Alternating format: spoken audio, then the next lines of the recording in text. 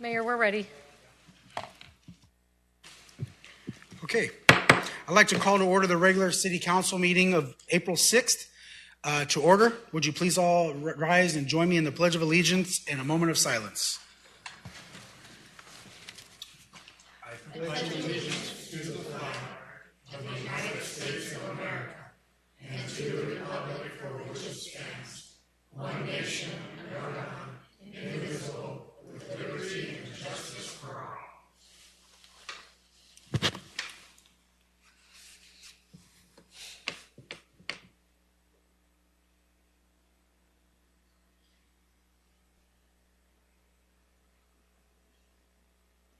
Thank you. Julie, can we get roll call, please? Councilmember Condi.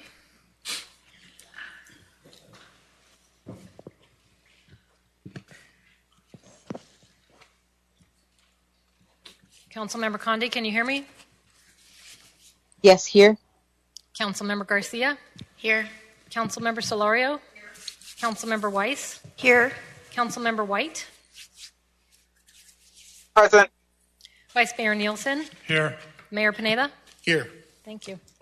Thank you. Tracy, next item, please.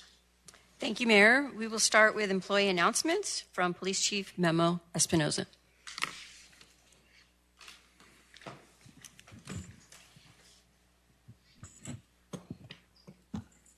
Good evening, Mayor, Vice Mayor, and Council. Thank you for having us. It is my pleasure to introduce the newest employees of the Avondale Police Department.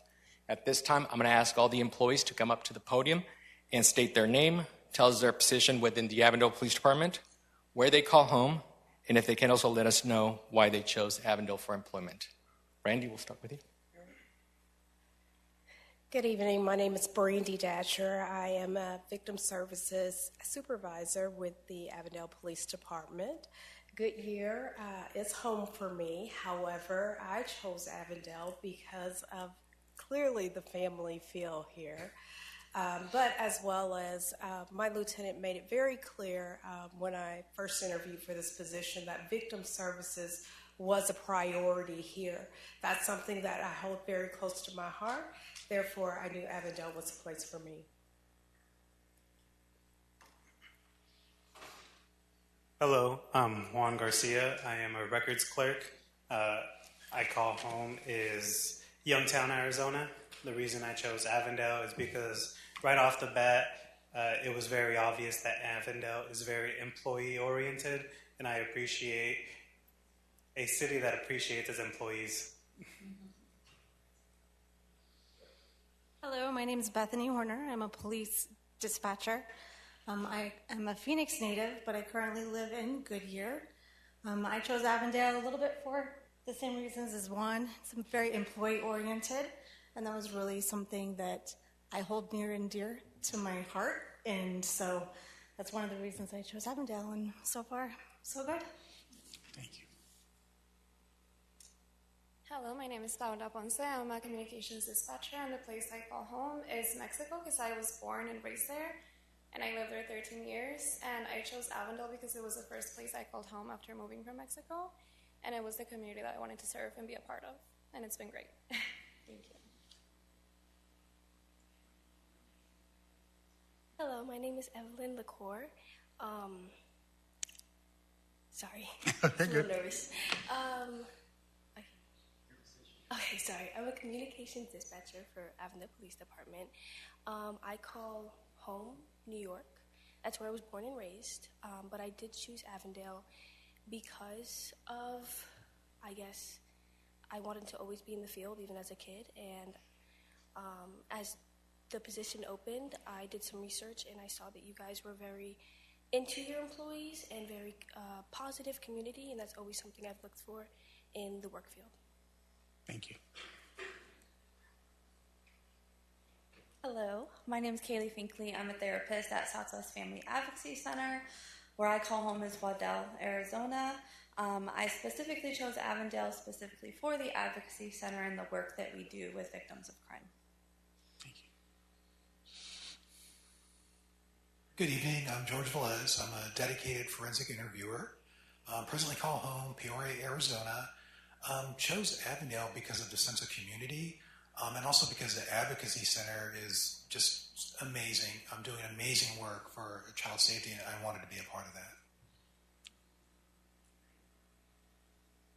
Good evening. My name is Noah Molina. I'm the newest detention officer for our jail. I call home in Phoenix, Arizona. I was born and raised in Maryville. And I call my new position is detention officer. And I chose Avondale because I live here now. I've been residing in Avondale for the last 6 years. And I love it. Thank you. Can we give our newest employees a round of applause?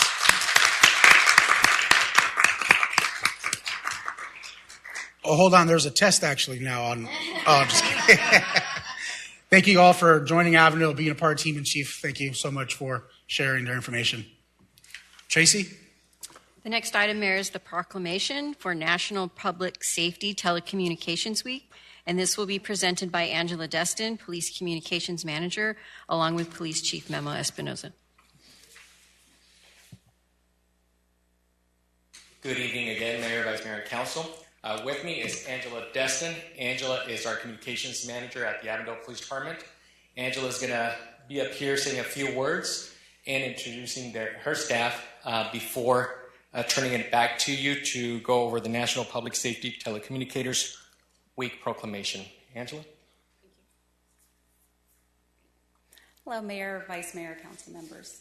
First, I'd like to take a moment to thank you all for recognizing National Public Safety Telecommunicators Week, coming up April 12th, this Sunday, through the 18th.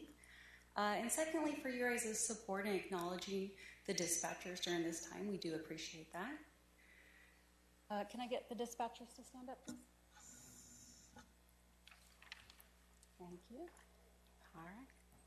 So this week is about celebrating the amazing team behind me, the Avondale Police Department Communications Division. What many people do not realize about them is that they carry an incredible weight of responsibility with them. Every call they take could change somebody's life. When the line rings and is the caller pleading for help in an unimaginable situation, these are the men and women who are someone's calmness in the chaos. They are the soft voice in someone's darkest hour, and they are the link of hope until help arrives. They handle everything from emergency calls to non-emergency calls. They coordinate police responses, manage high radio volumes. They ensure proper resources are sent, and they do it all with precision, professionalism, and composure. This team makes critical decisions in split seconds. They problem solve complex issues and handle high-pressure situations with incredible accuracy and consistency. The level of compassion and care this team brings to our citizens is what makes our department special and different from the others. So thank you to my team for your hard work, your dedication, every day, weekends, and holidays. Thank you. And with that, I'll turn it back over to you guys for the proclamation. Thank you. Thank you. Whereas emergencies that require police, fire, or emergency medical services can occur at any time, and whereas when an emergency occurs, the prompt response of police officers, firefighters, and paramedics is critical to the protection of life and preservation of property. Whereas the safety of our police officers, firefighters, paramedics is paramount upon the quality and accuracy of the information obtained from citizens who call the Avondale Police Department Communications Center. Whereas public safety communicators are the first and most critical contact our citizens have with emergency services. And whereas public safety communicators are the single vital link for our police officers, firefighters, and paramedics by monitoring their activities by radio and providing them information and ensuring their safety. And whereas public safety communicators are the Avondale Police Department, have contributed substantially to the apprehension of criminals. And whereas each dispatcher has exhibited compassion, understanding, and professionalism during the performance of their job in the past year, now therefore, on behalf of the Avondale City Council, the City of Avondale, Arizona, hereby proclaims April 12th through the 18th, 2026 as National Public Safety Telecommunicators Week in Avondale in honor of the men and women who diligently and professionally keep our citizens and our city safe.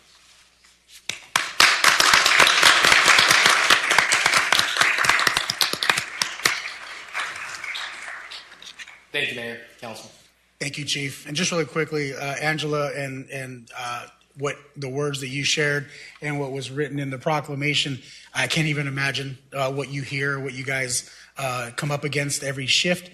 I mean, work fires for me are one thing, but somebody in literal, fear, being scared, terror, even, I mean, I couldn't even, I would be scatterbrained. I think I would freeze. So the fact that this is what you do, all of you, and being recognized for it, it can't go unnoticed, but more importantly, we can't take it for granted. So thank you for everything that you do and for our community, and we really appreciate it. So thank you.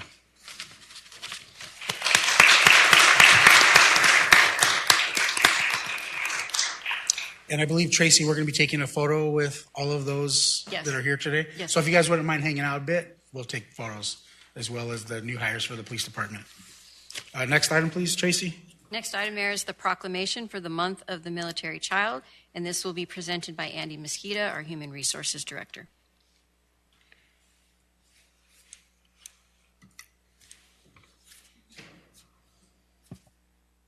Good evening, Mayor, Vice Mayor, and Council. It's my privilege to introduce tonight's proclamation for Month of the Military Child.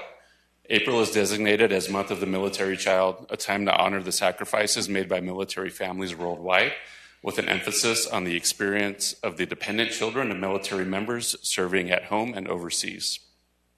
At this time, I'd like to acknowledge an important guest that has joined us this evening, Lieutenant Colonel Maria K. Berardo.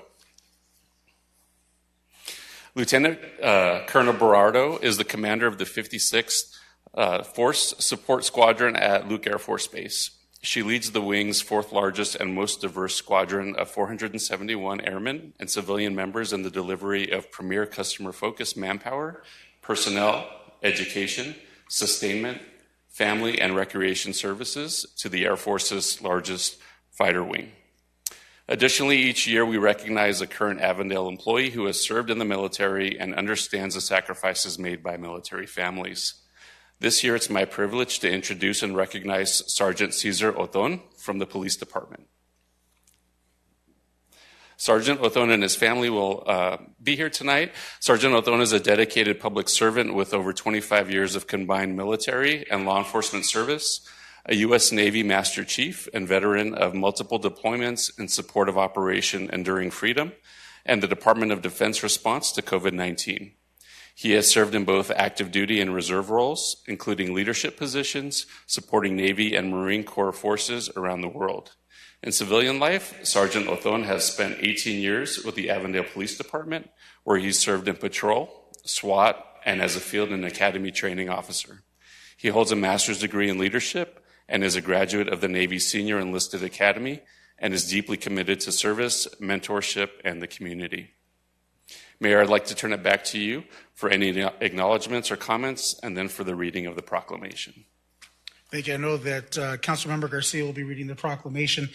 Before we get there, it just not only just what was stated, but I did not serve in the military, but I had friends and family. My dad served in the Army, and we weren't one of the families that traveled and had to move a lot, but I know that some of my friends have and had to, and many of the families here who were raised by military families or military parents probably had to do this, but just the sacrifice that the family makes so that one of their family members can serve and provide that service to this country. I commend both of you for what you've done for the country, what you do for the city of Avondale, and quite frankly, I know that's not even enough, but I just wanted to make sure that I communicated that. And if you would, Councilmember Garcia, if you could read the proclamation. Yes, I would love to. Before I read it, I just want to say, as a military child, you guys mean so much to your parents. You guys give them a reason to come home, give a hope when they're really far away. So I want you guys to know that you're loved by everyone, and your parents love you and are doing everything for you guys when they're out there serving this country. Proclamation Month of the Military Child. Whereas, since 1986, the Department of Defense has recognized military children during the month of April. Because of their service, commitment, and sacrifice to support the military mission, it is important to honor and celebrate our military's youngest heroes. And whereas April 2026, Month of the Military Child, theme is celebrating military children and youth, strength in every story. Military children show resilience and quiet strength by adapting to every ever-changing environment defined by service and sacrifice. And whereas the children of military service members and veterans face unique challenges and experiences due to their parent services, including frequent moves, changing schools, and emotional impact of deployments, reintegration, or an injured or fallen parent. And whereas the Month of a Military Child highlights our commitment to providing excellent education, childcare, and youth services to support military children and help them overcome the challenges they face. And whereas the City of Avondale honors and appreciates the military-connected children and families in our community from their positivity, resilience, and sacrifices they make. We also recognize the dedication of military parents who serve while raising their families. Whereas the City of Avondale is proud to be home to many military-connected families, particularly staff members who continue to serve and residents stationed at Luke Air Force Base, one of the largest and most important military installations in the country. Our community has strong ties to the base, and we recognize the sacrifice and resilience of both the military children and the families who serve our nation from this vital installation. And now, therefore, on behalf of Avondale City Council and the City of Avondale, Arizona, hereby proclaim April 2026 as a Month of the Military Child in Avondale and call upon the residents of Avondale to celebrate the challenges and triumphs of our military-connected children.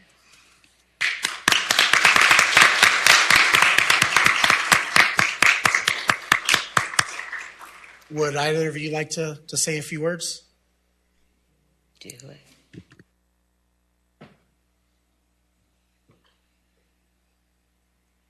Good evening, Mayor, Vice Mayor, Council. Thank you so much for inviting Luke Air Force Base to be part of your proclamation this evening.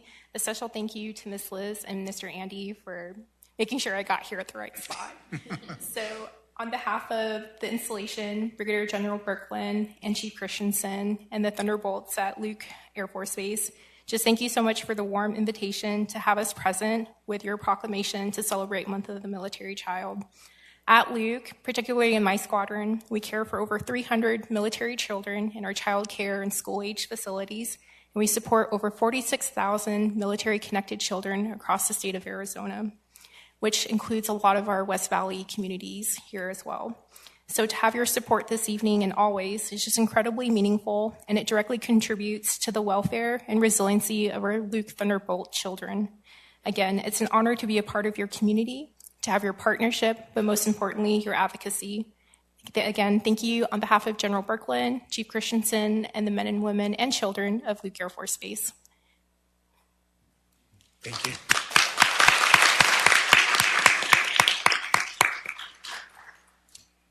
Good evening, Mayor, Vice Mayor, City Council members, fellow employees, family, and friends.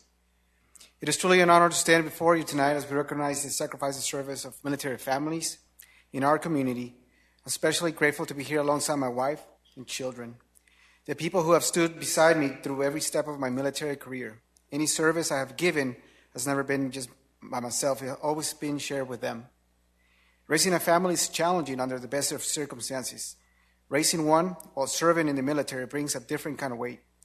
It means long separations, missed milestones, and moments you never get back. Birthdays, anniversaries, school dances, concerts, even something as simple as meaningful as sitting down together for dinner. And yet, military families endure, they adapt, and they grow stronger. I'd like to share a little bit about my family. My wife, Elizabeth, is not only my partner in life, but a Navy combat veteran of Operation Iraqi Freedom. It is my greatest privilege to raise our children alongside her, a woman who understands service and sacrifice just as deeply as I do. My oldest daughter, Ariana, she couldn't be here tonight. She's 22 years old, an aspiring author, working and attending Estrella Mountain Community College. When I asked her what my service meant to her, she answered simply, I wish you were here more. Those words are honest, they're powerful, and they remind us that behind every uniform, there's a family that feels the cost of service. My middle daughter, Elena, she's a high school junior, a scholar in the making, and the first chair violinist in the West Valley Youth Symphony. When I asked her how my service shaped her, she said, I was depressed when you were gone because I missed you. But I understood you were needed somewhere else, using your gifts to serve our country. She went on to say something that struck me deeply, that while some of her generation may not always recognize these sacrifices, military service has pushed her to step up, to lead, to take care of others. She feels she is serving her country in her own way through us. And there's my youngest son, Lucas. He's 11 years old, a fifth grader, a chess player, martial artist, and a proud Fortnite expert. When I asked him what it meant to be a military child, he paused, thought carefully, and said, my parents fought for my country. Sometimes my dad is gone. I have to help out more, like taking out the trash. But then he added something else. He said, I think there's a high expectation of me. And he's right. You see, military children, whether they choose to serve in uniform one day or not, already understand what service means. They understand sacrifice. They understand responsibility. They understand that service is often about putting others before self. They don't choose this life, but they rise to meet it. They carry it with pride. They wear it as a badge of honor.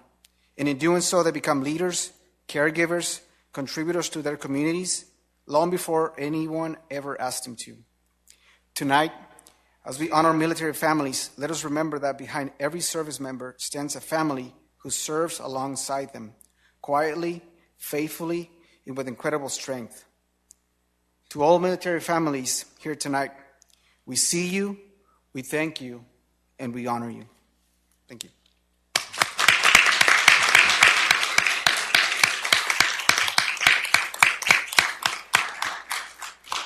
Well, that was powerful. Thank you so much, Cesar, for sharing those words. And also, I mean, Luke Air Force Base, what an incredible asset to have in our community. Not only the service members there, but the fact that we have something of that importance in our backyard. So please share with General Berkland our appreciation for everything that you guys do. And thank you so much, Andy. We appreciate it. And hopefully you'll stick around for a picture as well. Thank you so much.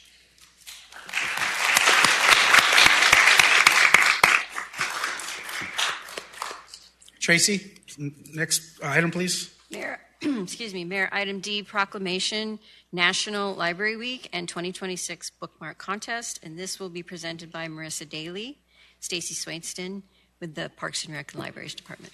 Mayor, Vice Mayor, council members, good evening.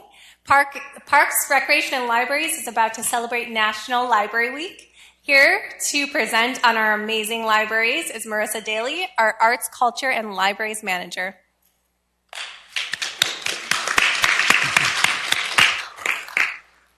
Good evening, Mayor, Vice Mayor, and Council. I'm grateful to be here and to talk about the impressive achievements of Avondale Public Library in the year 2025. In 2025, both libraries saw over 142,000 visits, over 70,000 at Sam Garcia Western Library, and more than 72,000 at Civic Center Library. Between both branches, we registered over 5,758 new library cards, logged more than 10,000 computer sessions, and circulated over 1 million resources. Libraries have both physical and digital resources, the physical being books, DVDs, seeds, and digital resources that allow 24/7 access to materials such as TV shows, music, all accessible from your personal device 24/7. Additionally, we have signed a reciprocal lending agreement effective later this month that will provide Avondale residents access to digital collections of 11 additional libraries, such as Pima County Public Library, Tempe Public Library, and more at no cost. I'm excited to talk about the programming and outreach that Avondale Public Libraries host. It's something we excel at. Last year, library staff attended over 46 off-site community engagement events, connecting with over 8,000 patrons. Avondale Public Library held 1,334 programs with a total attendance of almost 49,000. In partnership with Public Art and the Municipal Art Committee, Avondale released 7 new library cards which display various public art installations across the city. Lastly, with support from the Avondale One program, we have purchased more than 700 books for the library book trailer, Words on Wheels. These books are given intentionally to attendees of programs such as Cash and Has Heart and will be available at Kid Fest on April 11th, Summer Reading Kickoff program on May 30th, and our Juneteenth event on June 18th. Each book provided from Avondale One has a sticker to promote youth empowerment, drug prevention, and community engagement. There is also a large advertisement on our book trailer. This initiative has provided a meaningful way to engage with the community and further the library's mission of promoting literacy in Avondale.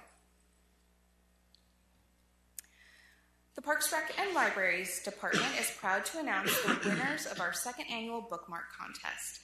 This year's contest showcased the creativity and talent of young artists throughout our community. This year's theme, Avondale's 80 Years, celebrated the city's 80 years of incorporation. Participants were encouraged to interpret the theme in their own unique way, resulting in a wide range of creative and inspiring designs. Entries were carefully reviewed by department staff, who selected winners across 3 grade categories: kindergarten through 3rd, 4th through 8th, and 9th through 12th. We were also honored to have members of the Municipal Art Committee and the Parks, Recreation, and Library Board participate in the judging process. We extend our sincere thanks to the Municipal Art Committee for generously funding this year's contest and for their continued support of young artists in Avondale. So with that, when your name is called, please step forward to receive your award. Kindergarten through 3rd grade category winner, Serenity Alvarez.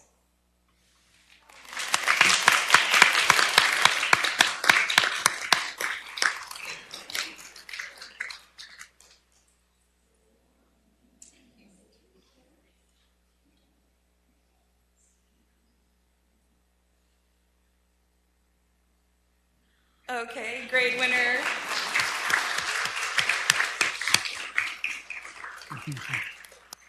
Grade winner 4th through 8th, Koltej Kaur.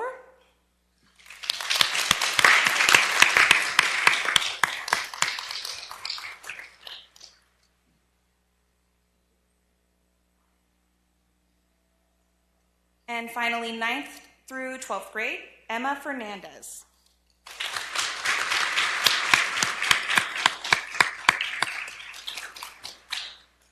Okay. Congratulations to all of our participants. Congratulations to everyone for sharing their creativity and helping make this year's contest a success. Bookmarks are available here this evening, but also at both libraries afterwards, so make sure to pick up one for yourself.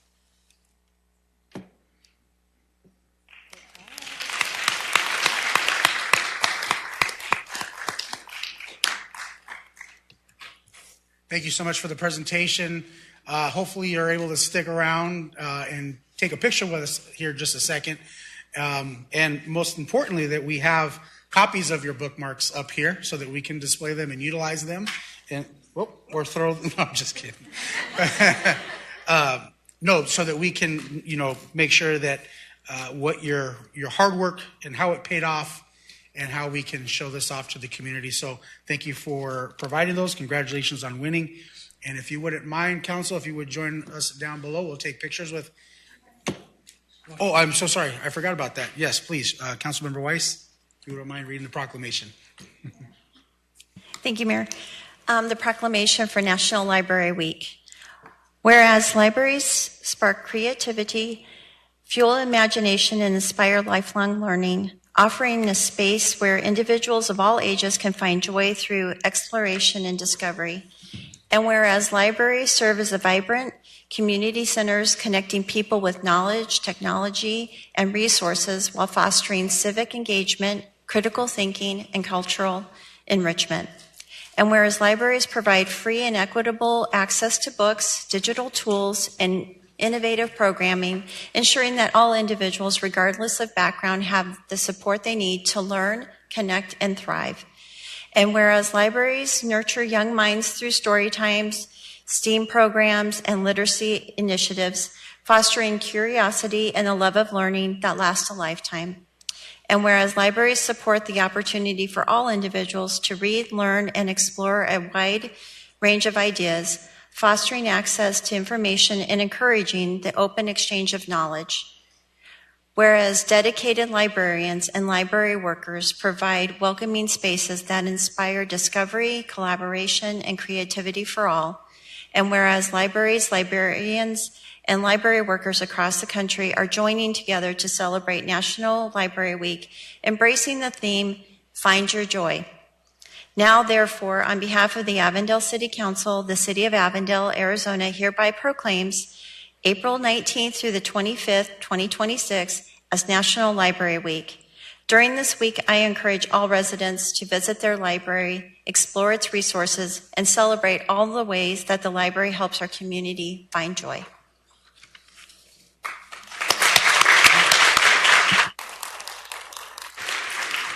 Really quickly, can we get the library team to stand up and celebrate them? Yes.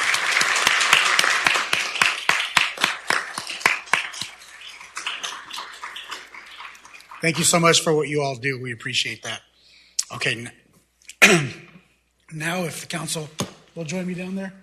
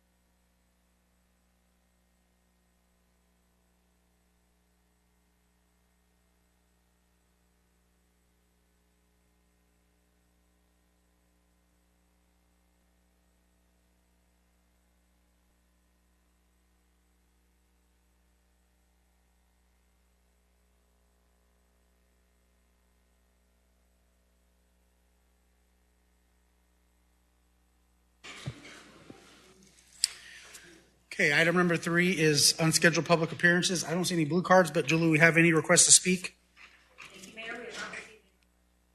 Okay, thank you. Item number 4 is consent agenda.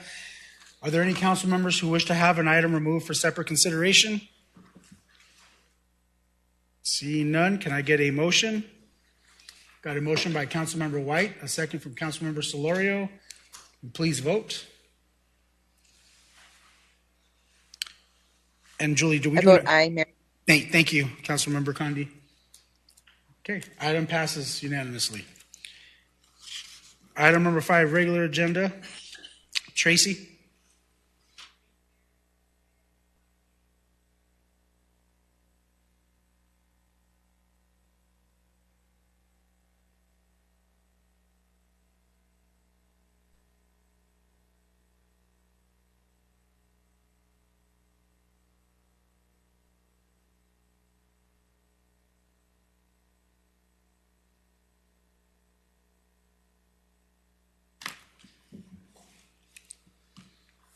Excuse me. Good evening, Mayor, Vice Mayor, and council members. Item 5A is application PL 260048. This is a public hearing to consider a city-initiated text amendment to the zoning code, conduct a public hearing, and take appropriate action. The Avondale zoning ordinance was first adopted in 1951, with the last update occurring in January of 2026.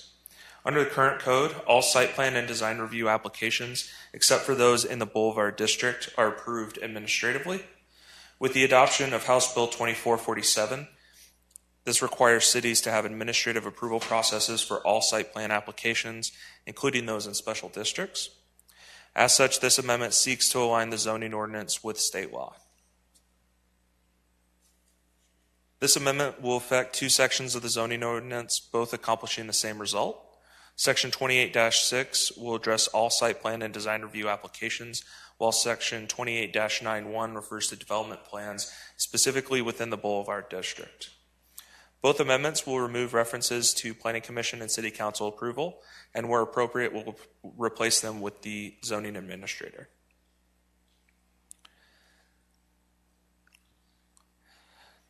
All required public notifications were completed, and a post was made on Avondale Connect regarding this item.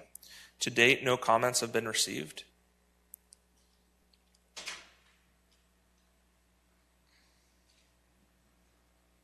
At the March 18th Planning Commission meeting, Planning Commission passed a motion 5-0 to recommend approval of the proposed zoning ordinance text amendment.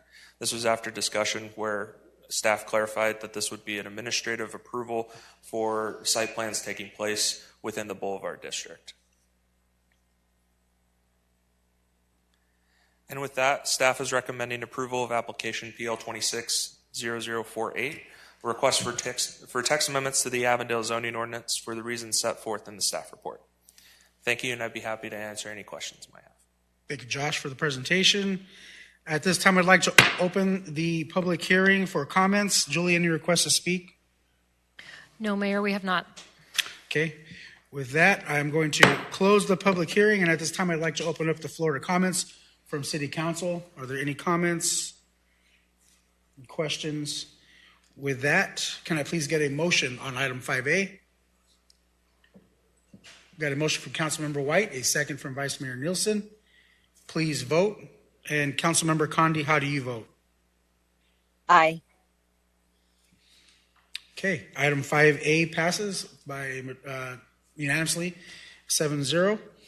Thank you so much. And at this time, we'll move on to item 5B. Tracy? Thank you, Mayor. The next item is the Water Resources Update presented by Kirk Beatty, our Public Works Director.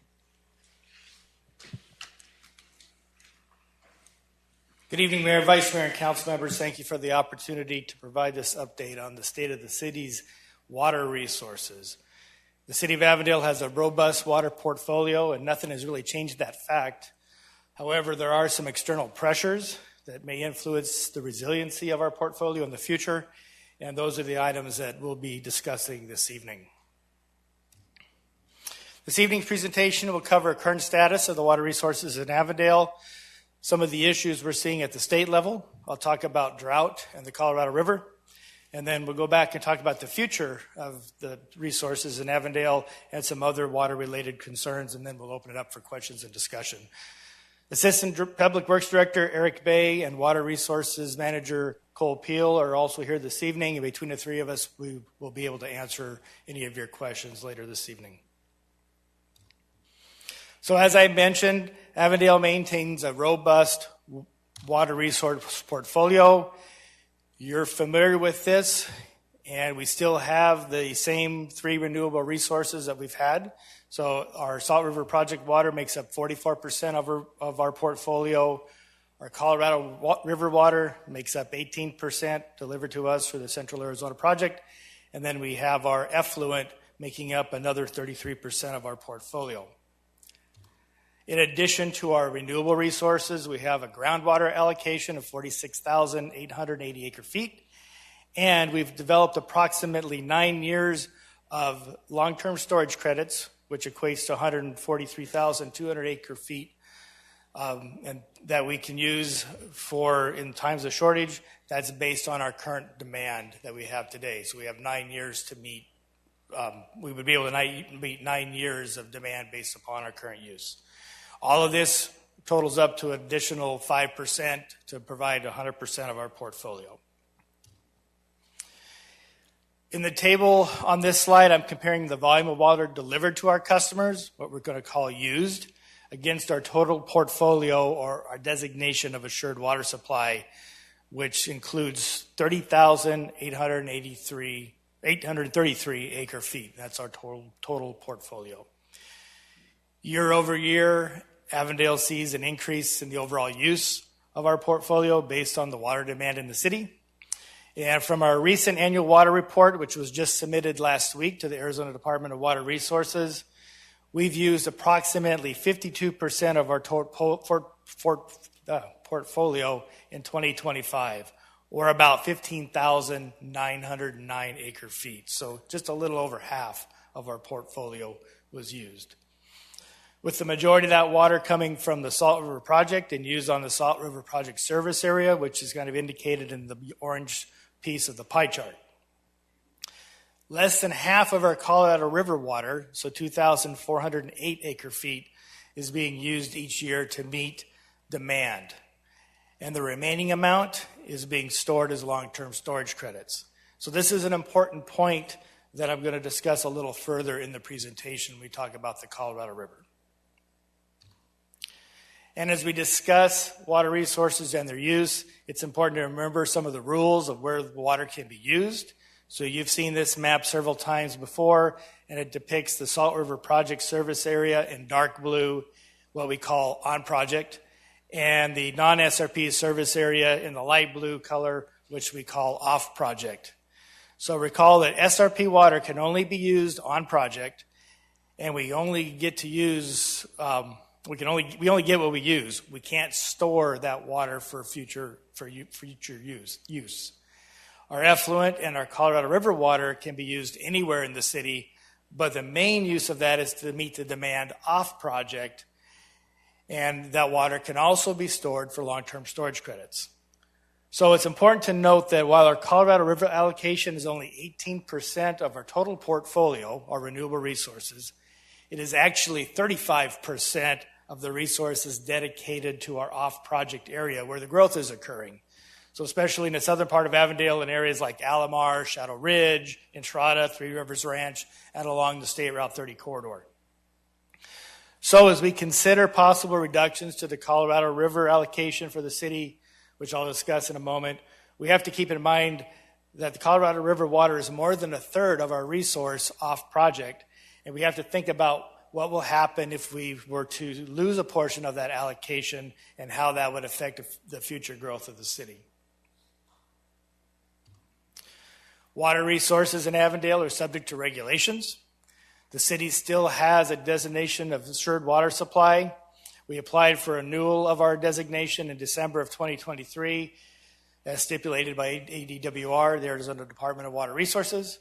Unfortunately, ADWR has not taken any significant action on that to approve our DAWs, but we're not the only ones. Several of the cities in the valley are in the same situation.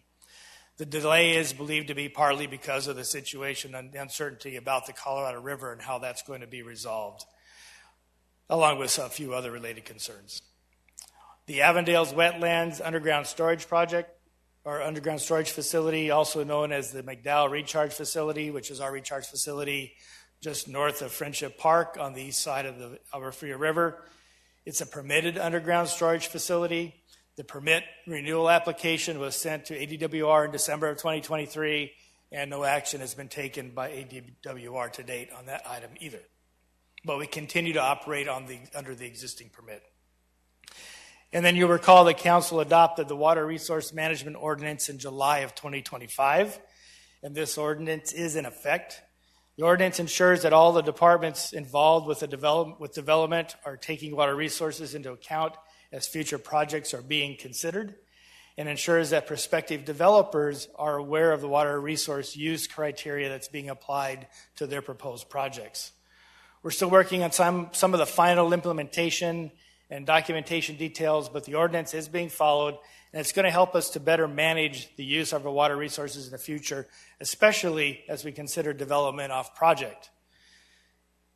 An example of this implementation of the ordinance is the development of data centers. So Avondale insists that data centers have low water demand through a closed-loop cooling system. One specific data center complex that's under development in Avondale will use 1,644 gallons per day of water at its completion, which is an amount equivalent to the use of only 6 single-family residential homes.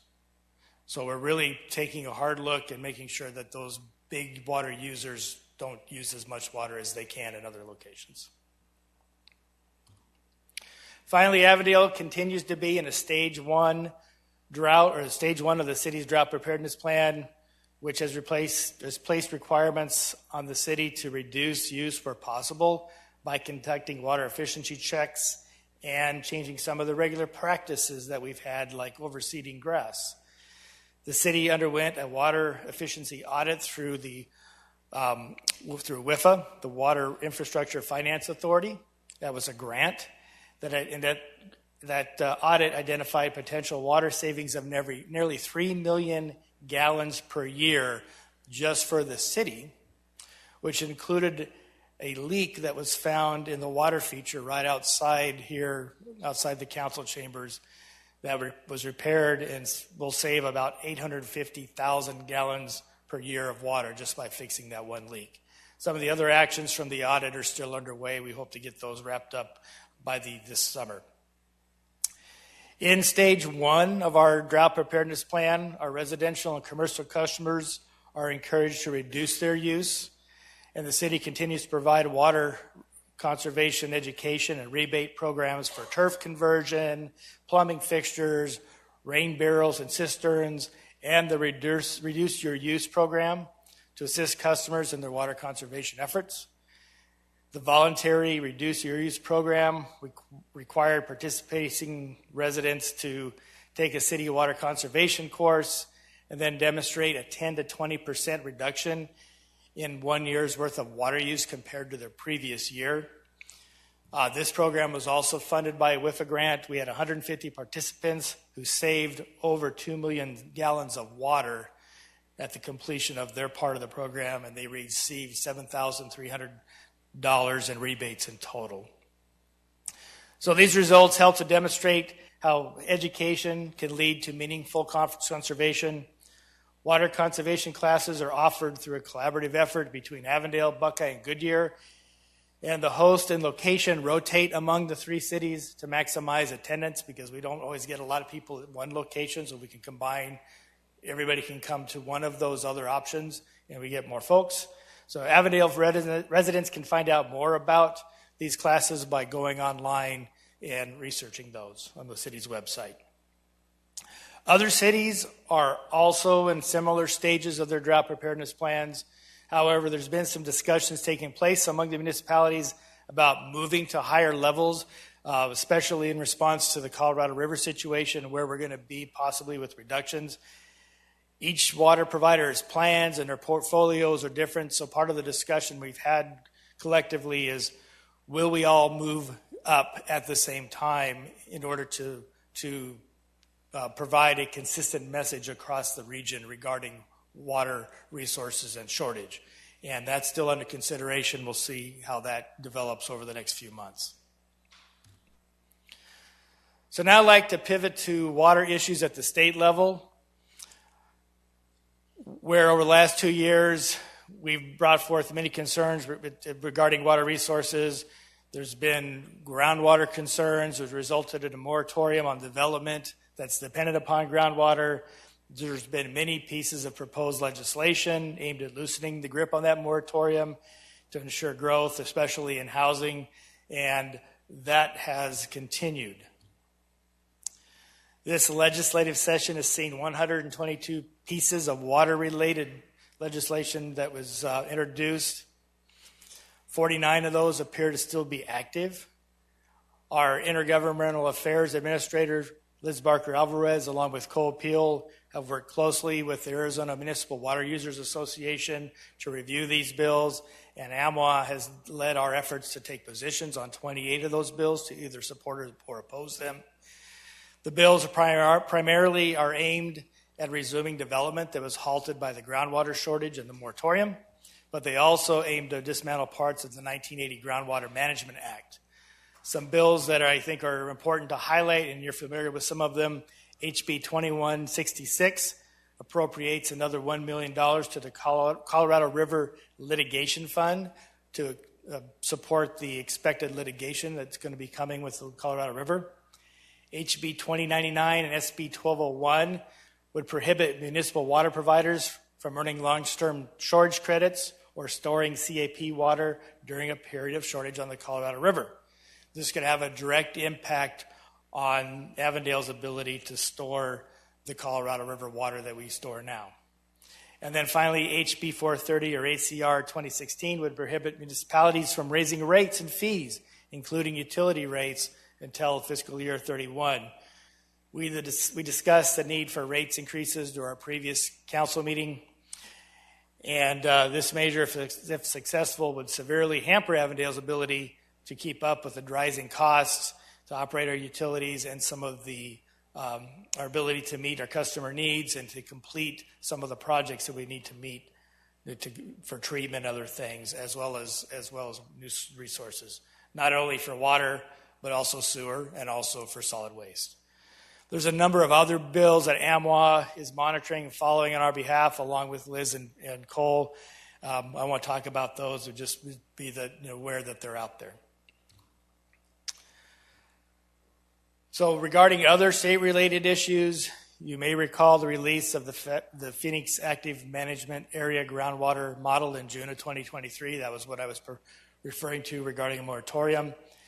The model predicts a groundwater shortage in parts of the active management area, specifically on the fringes, which are the red areas on the image in this slide. The model led to the governor's prohibition of development that relies solely on groundwater, and that's where renewable resources aren't available. And this decision opened the door to the volume of legislation that we're seeing, as well as the creation of some new programs and some lawsuits. So one of the new programs is the alternative designation of assured water supply. It's an alternative path to designation designed for water providers that don't have a designation and can't meet the standard of the 100-year designation similar to Avondale.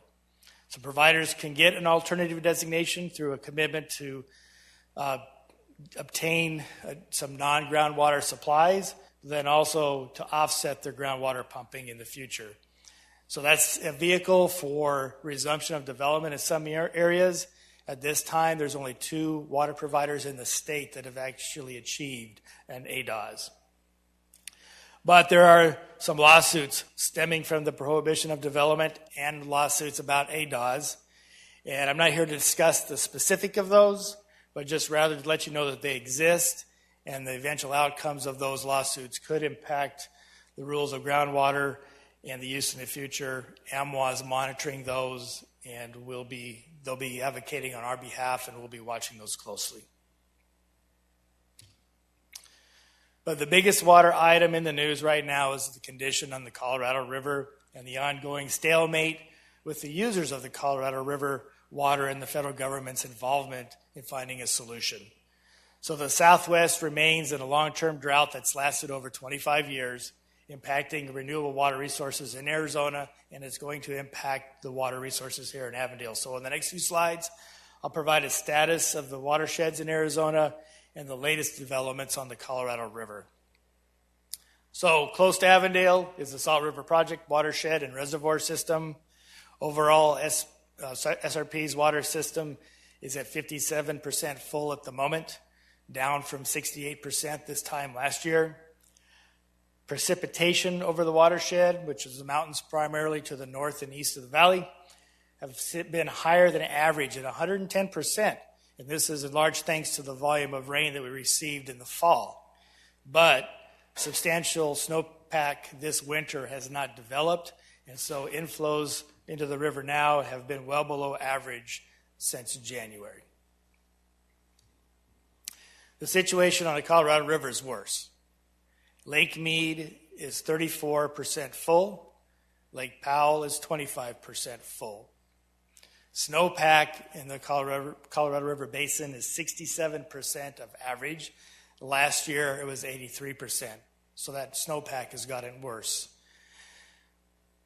We are seeing a decrease in overall storage throughout the system compared to last year. And again, this year, the snowpack is even worse than it was the previous year, which is really generating less runoff. So we're just not getting a lot of water coming down the river this year. So just as a reminder, 7 basin states and Mexico share in the water derived from the Colorado River Basin. The upper basin states of Wyoming, Utah, Colorado, and Mexico share 7.5 million acre feet.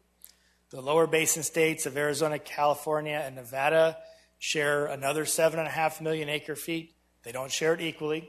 And then Mexico shares the remainder for a total of 16.5 million acre feet. But that 16.5 million acre feet was determined by water volume in the river in 1922, when the Colorado River Compact was executed. At that time, the water amount was overestimated. We weren't in a drought. Today, unfortunately, due to the ongoing drought, the Colorado River doesn't produce 16.5 million acre feet anymore, and it maybe never will. The estimates are now that we may only see 12 million acre feet per year coming down the river. And this difference is termed the structural deficit. And what this really means is there's less water for all the states to share. Out of all the states, Arizona has what is considered junior rights. When the Central Arizona Project was funded and approved, Arizona agreed to hold a junior right, which means that in times of shortage on the Colorado River, Arizona is the first to give up a portion of its allocation, which currently is 2.8 million acre feet is what we have today. You've seen these diagrams of the Colorado River Drought Contingency Plan and the CAP Water Delivery Priority several times. The 7 states in Mexico adopted the Drought Contingency Plan in May of 2019. And the purpose of this plan was to develop a framework for how shortages on the Colorado River would be determined, the severity of these shortages, and the impact to water deliveries. Over the course of the last 5 years, I've been up here and I've talked to you about Tier 1 shortages and Tier 2 shortages and what that means. But in October of 2026, this plan is gone. And we don't know what is going to replace it. So what does that mean for the Colorado River? The plan after 2026, after October 26, has to accommodate the structural deficit and just have that realization that there's less water to go around. The 7 basin states were given 2 deadlines to come up to an agreement on how they would manage the Colorado River going forward, but they failed to meet both deadlines, one in November of 25 and then the latest one in February of 2026. There's a large disagreement between the upper and lower basin states upon how they'll overcome the deficit, how much each basin is going to cut back, and how the cuts will be administered. But again, Arizona is expected to take the biggest cut. A draft environmental impact statement for new operations was developed by the Bureau of Reclamation. The alternatives contemplated in the environmental impact statement result in significant reductions to Arizona and the Central Arizona Project, and I'll show those in a moment. Now, the Bureau of Reclamation is stepping in to make a decision on behalf of the states and resolve the issue prior to October 2026. Beyond the allocation questions, there's other concerns, like the ability to generate hydropower at Glen Canyon Dam and Hoover Dam, and the overall safety and operation of those dams when the water levels are so low, if it's safe to pass water through the dams without damaging that infrastructure.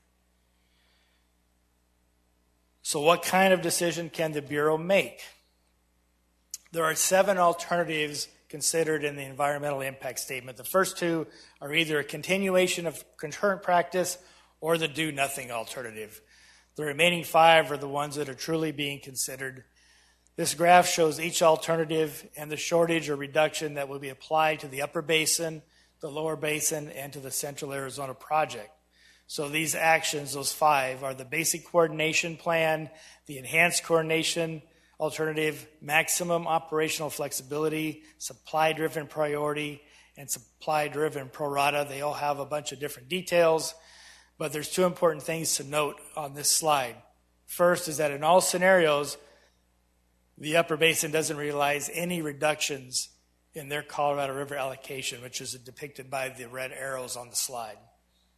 Second, the blue bars indicate the amount of reduction impacting the Central Arizona Project, which ranges from 32% of a reduction up to a 98% of reduction in flows from Central Arizona Project. That 98% reduction is essentially a dry Central Arizona Project canal. None of the basin states are in agreement with the results of the environmental impact statement. Industry experts believe that the basic coordination alternative is the most probable alternative to be selected by the BOR, and it still calls for a 70% reduction to the CAP, which can drastically impact water providers that have a high reliance on the CAP. For some of the cities here in the valley, Colorado River is 60% to nearly 100% of their water portfolios that they provide to their residents every day. So the CAP cuts will be significant to those cities. For Avondale, we're expecting that our CAP allocation will be reduced by 50 to 60%. So that's nearly equivalent to the amount of water that we store every year as long-term storage credits. So what's next for all of that?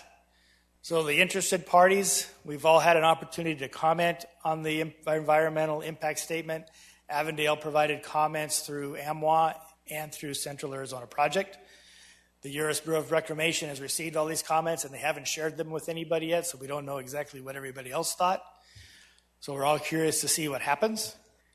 The upper basin states have no intention to take any cuts. They've made that clear. Arizona has been adamant that the state will not bear all of the cuts, citing impacts to local and national economy and national security. Arizona is preparing for litigation with the additional funds provided by the legislature. As I mentioned earlier, there's about $3 million in that fund now for litigation. And then finally, the CAP developed the Coalition for Protecting Arizona's Lifeline, formed by cities, tribes, and economic partners for the purpose of messaging to the public the importance of Colorado River water and the CAP to the state of Arizona. And Avondale is a member of this coalition. So things are going to be very interesting over the next few months regarding the Colorado River, and we'll continue to monitor the situation, and we'll continue to think about how the outcomes will impact Avondale, and we'll keep you informed of those as they develop. So finally, what does this all mean for Avondale's water future? The state of Avondale's water resources are stable because our predecessors had the foresight to set us up for success. Just like a diverse financial portfolio, our water portfolio is invested in a variety of resources that creates resiliency and the ability to weather the downturns from shortage. We've saved water through long-term storage credits that we can draw upon when we need to in time of shortage. But we continue to invest in this infrastructure with new wells, upgrades, maintenance, and qualified personnel to keep our systems running. We have an amazing team of partners and experts that we collaborate with every day. We work closely with the other municipalities across the valley on storage credits. For example, we're storing water in our McDowell Recharge Facility on behalf of the City of Phoenix. City of Phoenix treats a portion of our Colorado River water and delivers it to us through an interconnect to their system. We work with municipalities to trade and consolidate storage credits because we've got storage credits stored all over the place. Everybody's trying to consolidate those credits closer to home so that we can access that water easier when we need to. We partner with the City of Goodyear for Project WET, which is our annual water festival for fourth grade students in Avondale and Goodyear. That brought nearly 1,000 kids to Alomar Park in February at the event to learn about the importance of water, where it comes from, and how to conserve it. We work daily with our regulators like ADEQ, Maricopa County, and ADWR to ensure our water meets all requirements, that our infrastructure complies with all of our operating permits, and that our resources are properly managed. We work closely with industry partners like CAP, SRP, and AMWA to navigate the unknowns of shortage and the intricacies of the proposed legislations and the new programs that have been developed. And we have a host of experienced consultants and contractors assisting us with all the technical aspects of everything we're doing to expand our infrastructure or to address shortage issues or look at new supplies. But we still must manage the pressures of growth, the pressures of rising costs, and pressures of water quality. With the prospect of losing our Colorado River allocation, we need to seek out and invest in new water resources. We discussed in our previous meeting the status of Bartlett Dam and the cost. This is one of the most likely water projects to move forward in the next decade. Avondale is continuing to be a partner in this project that unfortunately has risen in cost since it was first conceived over 5 years ago. We talked about that. The overall cost is $3.7 billion, previously at $1.1 billion, and our contribution is significant at $45 million for the allocation we seek to get. Advanced water purification is gaining ground, with Phoenix and other cities partnering or even doing their own projects for advanced wastewater treatment facilities. So this is the practice of cleaning wastewater to drinking water standards. Avondale's not partnering with any of these efforts, but we're monitoring the progress because we know that AWP is going to be a part of the regional solution for water in the valley. And then finally, the Water Infrastructure Finance Authority, WIFA, Long-Term Water Augmentation Fund, is exploring new water supply projects like desalination, importation, and reuse. Avondale is a member of what's called the Off-Taker Committee. And so we're sitting at the table to help the decision-making on these particular types of projects and protecting our options for participating in these projects if they come to fruition in the future. Another expanding water resources are effluent. You know about the project with the wharf. We talked about that at the last meeting and the cost. We'll start construction this summer. But I want to reinforce the importance of our effluent water portfolio. It's a third of our portfolio and 65% of the water that we use off project. The other 35% being Colorado River. So expanding the wharf increases our volume of effluent in our portfolio, which helps offset potential losses in Colorado River allocations.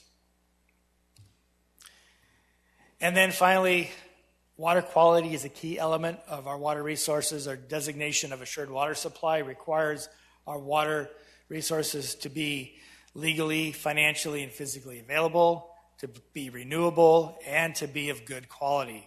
So we must continue to meet water quality regulations, two most notable being the lead and copper rule revision and the requirements to reduce PFAS in our drinking water.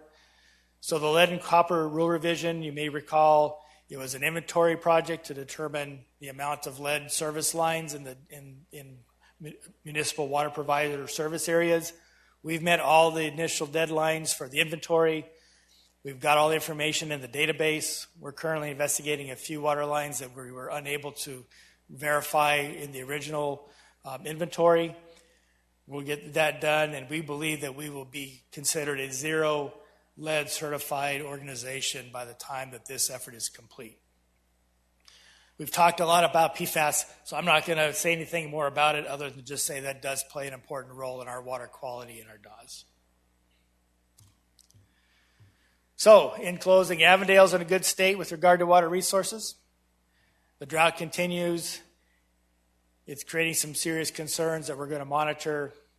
There's legislation out there that we're continuing to monitor in partnership with AMWA, with our team internally here.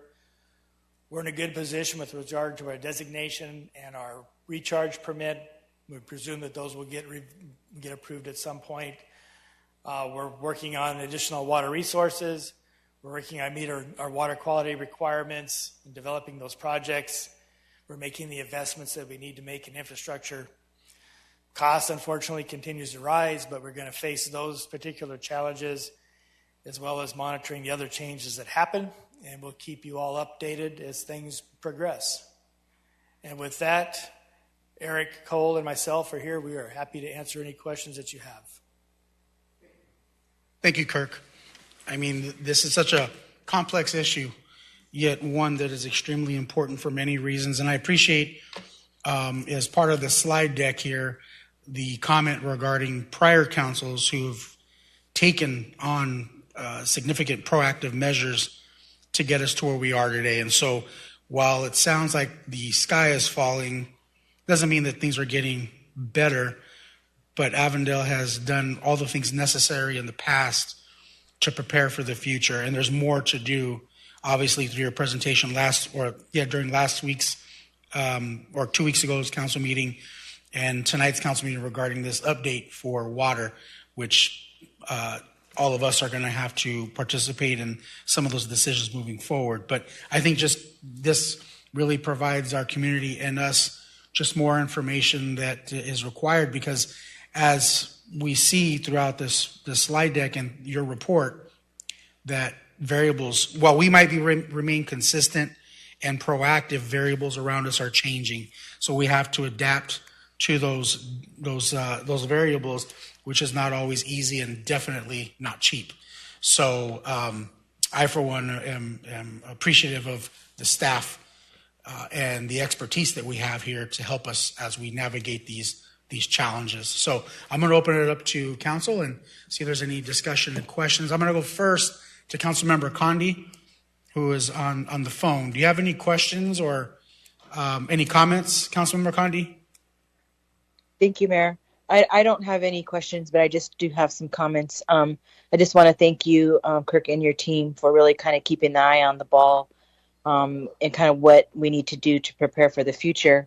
And just like Mayor mentioned, our previous council members were mindful about the future of our water portfolio.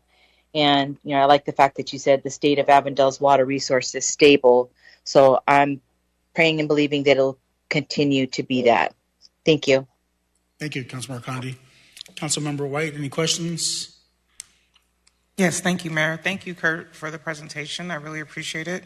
I live in an on-project area for SRP, so I really wanted to make sure we highlight for not only council but our audience and our residents that kind of that difference. Because when I look at how much we get, the largest portion of our water portfolio is from SRP, but our population isn't centered there. So does that have a negative impact on us? Because we can't store that because it looks like it's over 50% of what we have access to. And we cannot store that, correct? Mayor, Councilmember, that's correct. We cannot store that water. We use what we get what we use. But I will say an interesting piece of that is the part that goes down the drain goes to the wharf, and then it becomes effluent, and then we can use that water anywhere. So in some respects, our water reclamation facility is kind of like a water converter. It takes our SRP water and turns it into something else that we can use elsewhere. So we definitely like to see that Salt River Project water go down the drain. More down the drain and less on your yard would be great, But the SRP is a big part of our success for sure. Well, that is extremely heartening to hear, because if it goes down the toilet and the like sink drains, that's water we can reclaim, and that's new kind of to the system, which is amazing. We're in stage 1 of drought preparedness. Is stage 4 the worst level, or is 0? Stage 4 is the worst level. And are we, because it looks like it's ticking up towards 2, and I know you were saying that each municipality might change independently. Are we looking like we're going back towards 0? Because it sounds like a really good report that you just delivered to us. So, Mayor, Council Member, no, we have no intent to go back to 0, just given the fact that we know that there's cuts coming with the Colorado River. My guess is that we will probably, the three of us, will make a recommendation to city management, probably maybe the winter, that we might move to a stage 2, a little more conservation minded. Not necessarily that we're issuing any restrictions on anybody's use, but we'll probably maybe consider some limits. The drought preparedness plan is a document that was approved by council, and there's actions that are taken in the various stages. Certainly not something that we want to take lightly. We have to be very careful because, like I said, there's a couple cities out here in the valley that are going to be severely impacted with Colorado River, and they're going to take measures. They're talking about doing that in October. We may not want to react quite that quickly, or we might want to, as a member of AMWA, help to spread the message that this is a regional concern and not a city-by-city concern. But that's something we'll talk about when that opportunity comes up. Thank you so much, Kurt. I appreciate that. In our changing that level, that's going to be contingent on this organization coming together and really determining what's going to happen with the Colorado River water. We've missed 2 deadlines. Any hope in sight of a new agreement coming out? Because I know February was the last deadline missed. What is your projection if you're able to offer? So, Mayor, Council Member, so it's now in the hands of the Bureau of Reclamation. They have to make the decision. My guess is whatever decision is made will probably go into litigation. Nicole, he has a lot of discussion with those folks. So it may not even be resolved in October 2026, or it may not be resolved for another couple of years. The inflow to the Colorado River, we looked it up today, there's 2 million acre feet of water coming into the Colorado River right now above Lake Powell. So let's not even keeping up with what's going out. And the prediction right now is Lake Powell could drop to the point where they will not be able to generate power in Glen Canyon Dam by, December? Maybe even a little sooner than that. So all of those concerns are huge for the Bureau and for the states. Our drought preparedness plan doesn't necessarily rely completely on what happens on Colorado River, but then when you throw in other things that could happen, maybe lesser water on SRP watershed, or regulations that change or something like that, that might be what sways us to move our needle to a different stage. I really appreciate that. Mayor, just one final inquiry. If it goes into litigation, does the spigot cut off? I'm sorry? If it goes into litigation, so we're going into litigation with the Colorado River water as a region, does the spigot cut off? Or are they going to cease use and access? Or how does that, what is the contingency plan if it is in litigation? So, Mayor, Councilmember, I don't think that they'll cut us off. I think they'll probably find a point, maybe just continue what we're doing type of a solution until they get through the litigation process. So we would see water coming to us until there just isn't any more water to send down. There's a point in time where water can't get through Glen Canyon Dam. There's a water elevation where it can't get through Glen Canyon Dam. And then no water goes down through the Grand Canyon, into Lake Mead, through Hoover Dam, down to the CAP. So that's one of the things we really have to watch for. Thank you so much. Thank you, Mayor. Thank you. Councilmember Weiss? Thank you, Mayor. Thank you, Kirk. I did have a question. There's one slide, I think it said the water use, 30,000 plus acre feet, and then we use about 52% of that in our portfolio, so like 15,000. Is most of that SRP? Can we hold that water, what's left over that we're not using? Am I thinking about that correctly? So, Mayor, Councilmember, the total designation is 30,833. We're using 15,909 acre feet, so just a little over half. That's that 52%. And I see SRP. Our solar project water is the most of that. We can't use any more than that. We can't store any more of that. We get what we get. So the only flexibility we have in storage is our effluent, our CAP water, and of course our long-term storage credits are already established. Perfect. Thank you. And then I had another question. Thank you for talking about the data center, because that was a question. I had a resident that asked me about it last week, so I'm grateful that you addressed that. I thought it was 10 homes, so that's even better news that it's only 6.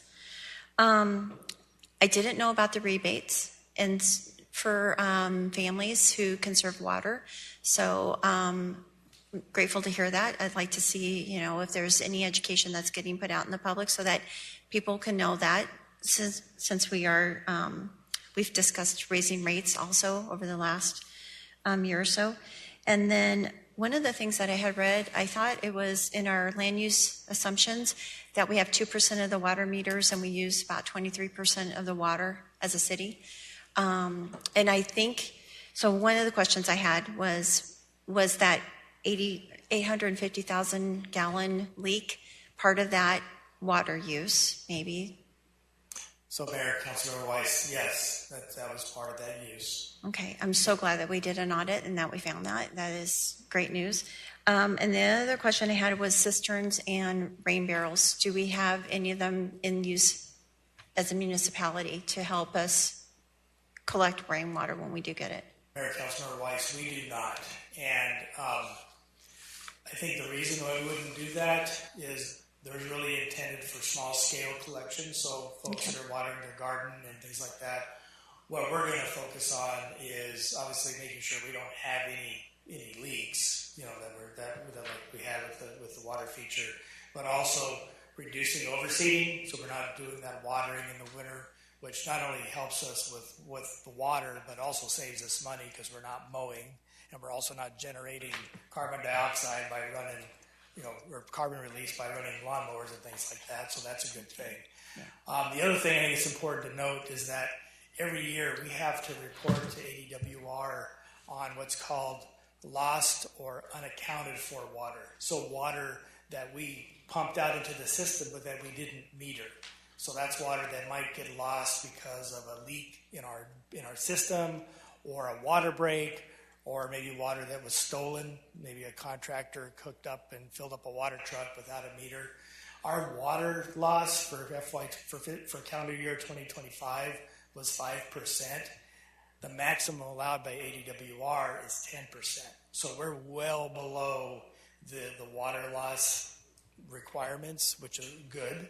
Mm-hmm. There's actually some legislation that was proposed to reduce that 10% down to 8% for cities, and we're like, go for it. We're good with that because we know we're doing well on that. So those are the areas we can focus on because they're bigger volumes than what we can really generate with a rain barrel.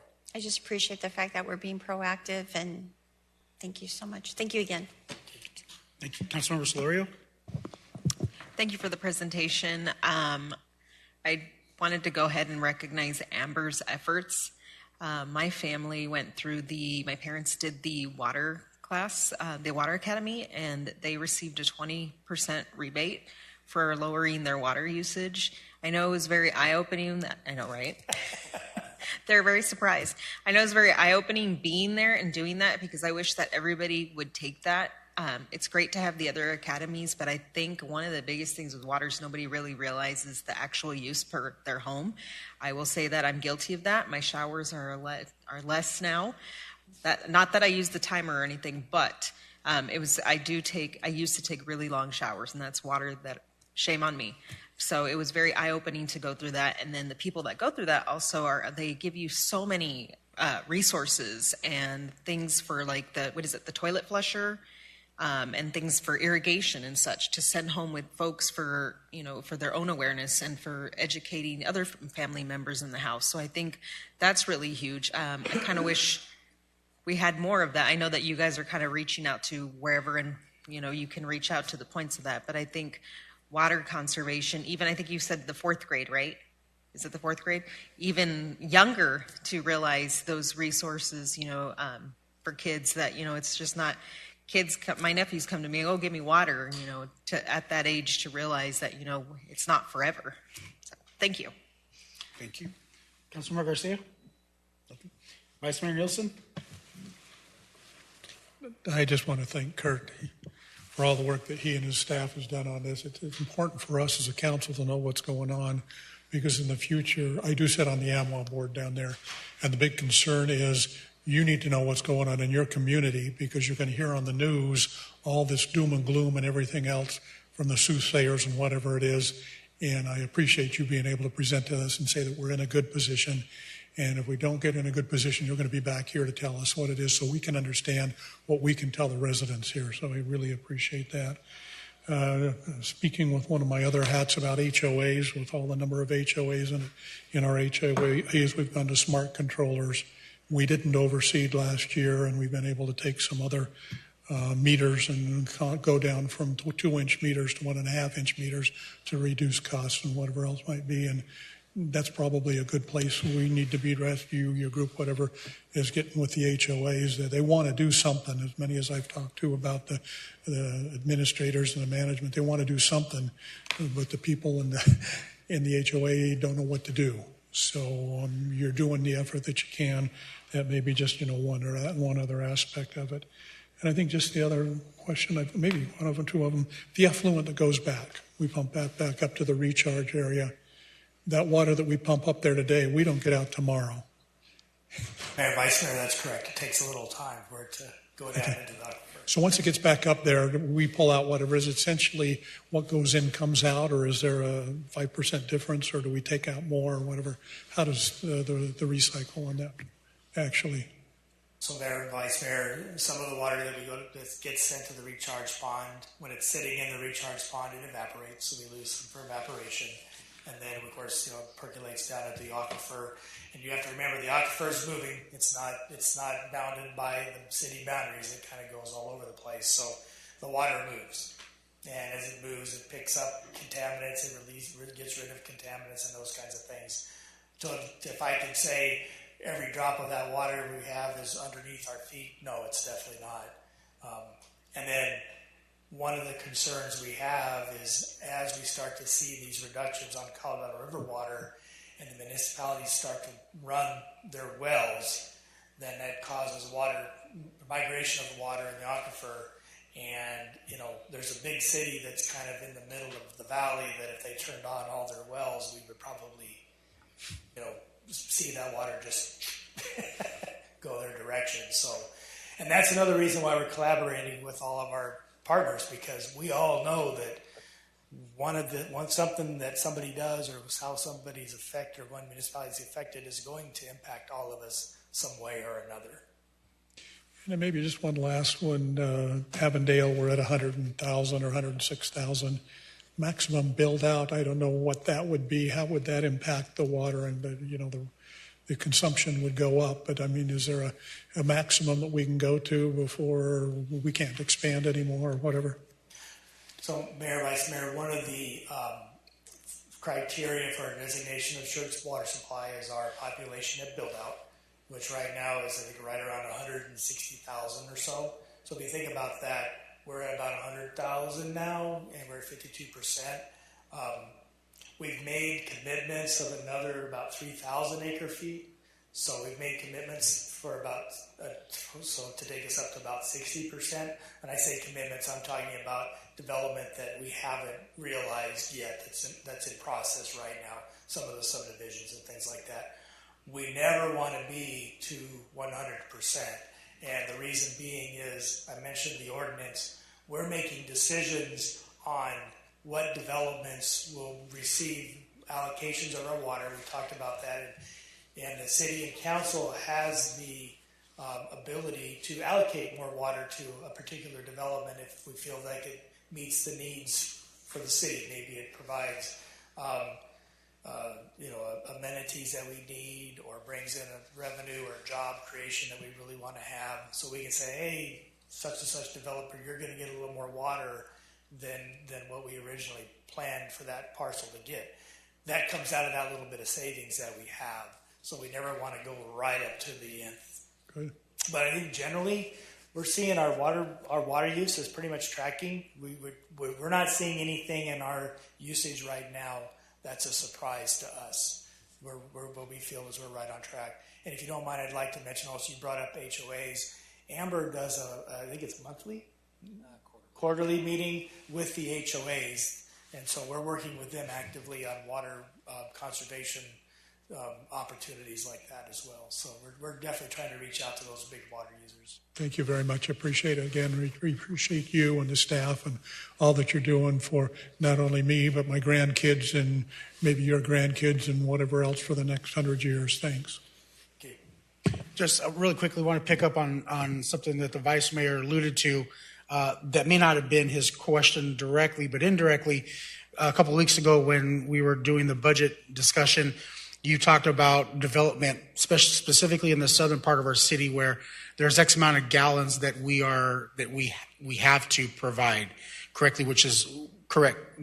Correct me if I'm wrong, but which is why the conversation in regards to the new treatment facility and other things is so important, because of the number of gallons that we have as a city, and these are my words, not yours, but have agreed to as part of that development. So if we fall short, then we are not abiding by our own agreements. Is that correct? Mayor, council members. So we have across the city, we've allocated our designation to the parcels of land in the city. Some of those parcels are already using that water, but a number of parcels are not. And so with the ordinance that was passed, what we try to do is make sure that every last parcel will have access to water, that we haven't allocated or reallocated that water to somebody else, to the first in the door, and the last in the door gets nothing. What changes the picture, though, is if we don't have the resource. So if we lose 2,500 acre feet of Colorado River water, then we have to think, okay, how does that impact us when we reach that 160,000 population and whenever we reach that? And that could be a case where we are cutting back on the allocation, or we may have to look at development a little bit differently. I think it's too early to make that decision now. Again, right now we're okay, but we can only deal with what Mother Nature sends us, and then we just manage it from there. Yeah, I'll pick up on that in a second. Just one more comment before I ask a question related to what you just said. There's a lot of numbers, big numbers being thrown around here, as well as during our budget discussion. And so, I'm happy that we're doing this. I would assume that most residents are not keyed into this discussion and are not aware, right? So all they're going to see at some point is us coming before them to say, here's what we need, here's why. And that might be a shock to them if they're not educated early through discussions like this. And so I think we need to all do our part here on council, but even as an organization, just to continue to pump that information out to the best of our ability, knowing that not everybody is going to get that or to get it. So anyway, I just wanted to make sure that I said that. And then the final question that I have, and this is more about education, and we don't have to go into a deep dive, but considering the Upper Basin states seem to be those that have climates where there's an abundance of snow and other things, unlike here, is there a collection site where their runoff stops and doesn't make it all the way down, or as a cumulative effect between all states, is that precipitation just down so that even if we believe that they're getting a lot more snow than we would here in Arizona, there just is not enough, even at the Upper Basin states, for it to make its way down to Arizona? Or is there a collection point where they hold it for the Upper Basin state and we just get whatever our region produces? So, Mayor, councilors, that's a great question. So if you think about the Colorado River Basin and those 7 states, the snow is predominantly to the north of Arizona, right? It's Utah, Wyoming, Colorado, and they are already, they're seeing the impact now. There's no snow or very little snow in those areas, some of the driest that they've ever seen. The water starts to contribute to the Colorado River high up in those mountains, and there's other contributors to the Colorado River like the Green River, I think it's the Green River, and several different reservoirs like Flaming Gorge. So a lot of that water gets captured way above Lake Powell, and that's where those upper basins begin to use that. The compact says that the upper basin is supposed to send to the lower basin 7.5 million gallons a year. Acre feet a year. And that's a discussion that actually really hasn't even taken place yet, what they call a compact call. Regardless of what these decisions make, the law of the river in 1922 says Arizona or lower basins get their cut. They use Lake Powell as the kind of the delineation between upper and lower basin. But by the time the water gets down to Lake Powell, the upper basin's already missed out because that water's already flowed downstream, but they're still going to hold on to it. So what the upper basin says is we aren't even using the 7.5 that was already been allocated to the upper basin, but you all in the lower basin are using entirely your share. You've done nothing to curb your use, and we still need the opportunity to grow into ours. So there's 2 things there. One is there's not enough water to go around regardless of upper basin or lower basin, and then just a philosophical difference between what the upper basin thinks is their right to use, and the belief that those of us that live in the desert are just irresponsible with our water, which is not the case.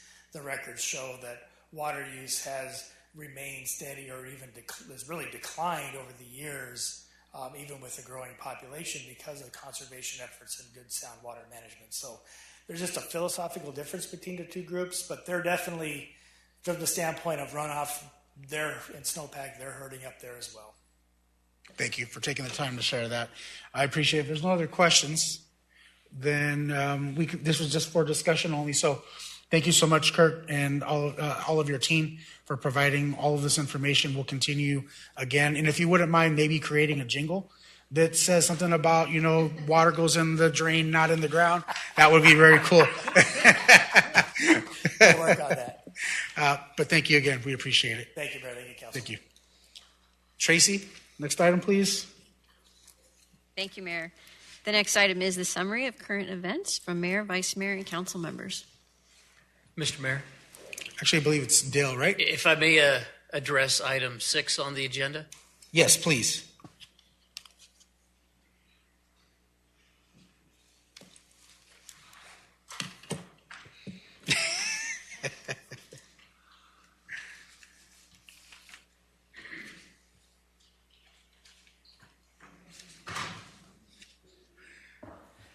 And I know Tracy is scouring her agenda to find item 6.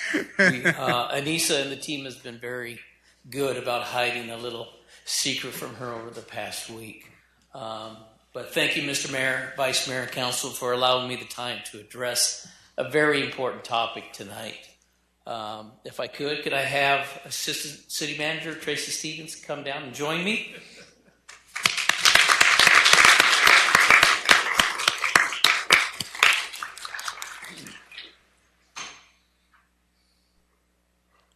Just a couple more times through that door, Tracy. She only has a week opportunity to get even with me. But I did not do this alone. So on behalf of Mr. Corbin, our city management team, and really all the employees for our city, we're here to recognize her 19 years with the city of Avondale, over 30 years experience in government work. And I challenge you to think of a project, a development, many things that go on in the city that over the years Tracy did not have her hand in, her touch, her opinion of. She has done a tremendous job in developing our city over the past 19 years. With that, we still would like to wish her the best in her opportunities in that funny state to the west. But if you join me in thanking her and congratulating her on her service to the city of Avondale. Thank you.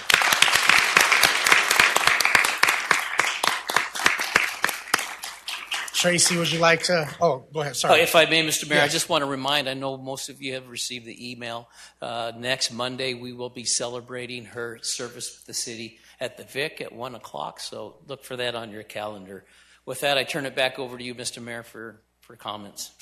I would love for all of us to make comments, but first, Tracy, if you wouldn't mind saying a few words and inspiring us with Thank you, Mayor. history. This was a surprise. Thank you. It's been a journey here, and really in the West Valley, but most of the time here in Avondale. And when I came here in 2007, it was really a lot of open land, a lot of open property, and I was really excited for what the future would hold for Avondale. And I just really appreciate you, Mayor, and the past mayors and the council and all the support that you've always provided to all of us as a team here and making those projects come forward and approving them and seeing them built. And I think I'm very lucky to just be able to serve the residents of Avondale, but more so work with just this amazing team, everybody on the leadership team and all of the employees. That's what it really takes to make these projects work, and to run a city is the whole entire team. And I feel lucky and privileged to be able to have done that with so many people, with so much support along the way. And I'm going to get emotional now. So thank you very much, and I appreciate it. Thank you, Tracy. Are there members of council that would like to share some comments? Or okay, Councilmember Weiss. Tracy, you will be missed. And I'm going to say that from myself and my husband, because he just really thought so much of you working here. So just thank you. Thank you for everything. Thank you. Councilmember Garcia. I want to say thank you so much for your kindness and your grace, especially as a new council member. You have always been very welcoming and open to questions. When I don't know something, you were able to educate me very well. And thank you for serving this beautiful city for as long as you did, because it is beautiful because of you. So thank you. Councilmember Solorio. Tracy, thank you for your service to Avondale. I was very fortunate to meet you back in the days when well before council, and you were over planning and I was on planning and zoning. And you were always very gracious and answered any and all of my questions, off ball and whatnot. But yes, I learned a lot from you when I served on planning and zoning. Councilmember White. Thank you for your 19 years of service, Tracy. I really enjoy looking at Avondale, knowing that your fingerprint is on much of what I see. You came to the job in 2007, but I came to the city in 2008. So I have lived through a lot of what you have delivered. Thank you very much. Thank you. Councilmember Condi, do you have anything you'd like to add? Thank you, Mayor. Thank you, Tracy, for your years of service, and I wish you the best of luck in your new season that's coming up, and I will see you next week. Thanks, Tracy. Vice Mayor Nielsen. I think I'm going to pass because I know I will get emotional. But Tracy, thank you for our friendship and for all that you've done for the city and for your thoughtfulness and everything else. It goes outside the city. It goes to different places. I know other people have appreciated you and all that you've done here. So we all wish you the best in whatever you endeavor to do in the future. And appreciate, again, you and your service here. Thanks. You know, as policymakers, often we rely on, I would say most of the time we rely on the expertise of our staff within the organization. And one of the benefits of 19 years of history with the city is, and you alluded to it just as Assistant City Manager Nanigay mentioned, is the context that you can provide in regards to all of the projects understanding development, understanding who the developers are, and working with them so many times that you can kind of give us an insight as to how things work, but more importantly, the context of that history. And so that while you may be leaving, as I shared with you before, and even though you may be, as Nanagay said, crazy west state away, did I say crazy out loud? I don't mean that. I just mean a state to the west, that you're close by phone. And I will not hesitate to pick up the phone to give you a call, because there are so many things in the queue that, again, you're going to have your fingerprints on them, as others have said, that I will look to you for assistance and help. But more importantly, just looking to you as a guide and somebody who understands Avondale and what it was, what it is, and what it'll become. So thank you so much for your time. I'm sure we all look forward to seeing you next Monday and celebrating with you. But just so appreciative of the service you provide to the city of Avondale. So thank you. Thank you, Mayor, Council. Appreciate it.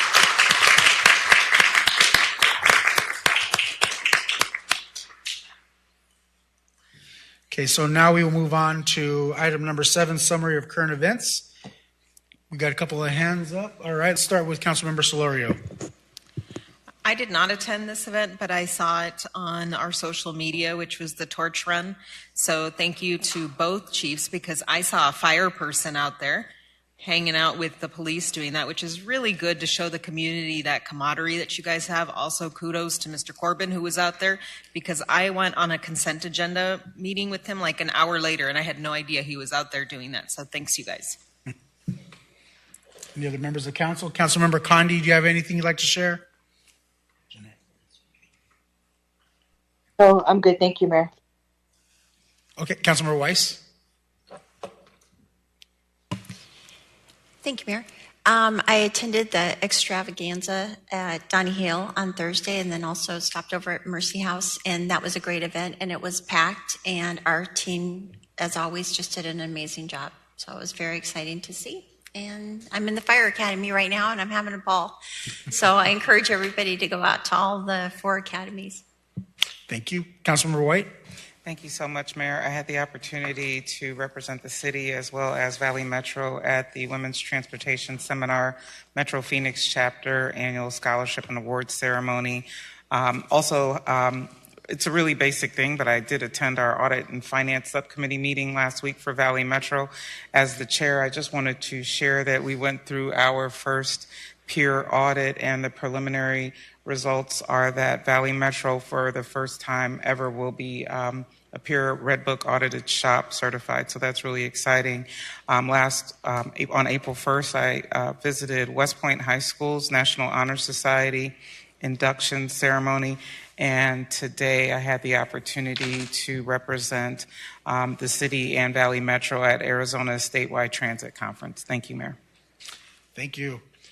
For myself, thank you for everybody who attended Coffee with Council at Starbucks last week.